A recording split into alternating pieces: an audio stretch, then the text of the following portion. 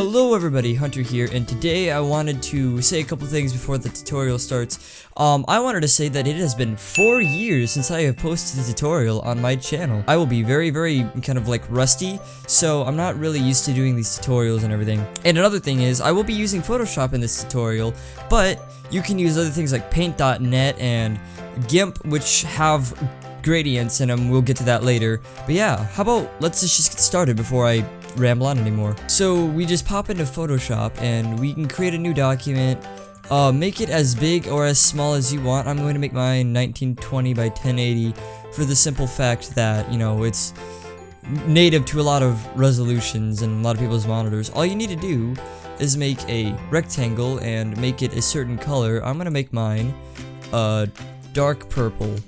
And then you do right click that layer, do blending options, go to gradient overlay, click the drop down menu, click this, double click this, and then go to the colors you want to select with these two panels right here. If you guys should probably already know how to do gradients. So I'm gonna do a darker purple, and I'm going to do a lighter purple, and we're gonna change this from linear to radial. Now what radial does is, oh yeah, I'm gonna reverse mine.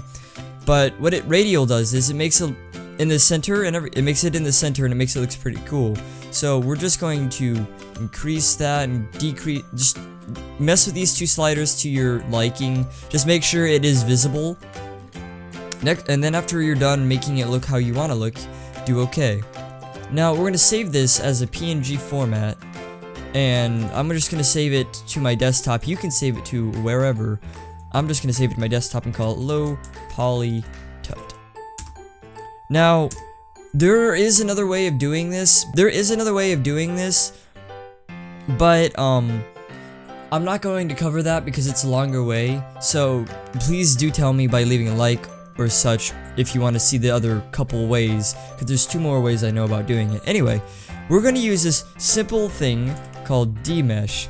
DMesh is a free to use piece of software, and it is a really cool piece of software that it actually is free to use, like I said, and you can download it off of online. You can, you know, get it on the App Store for Apple. But what I'm going to do is I'm going to navigate to my desktop and go to the low poly tutorial. And now as you can see, there's really, you know, not much here but this. So all you have to do is just click and add points. I'm just gonna click randomly because I really don't want it to look, you know, a specific way, but you can click and mess around with this and everything.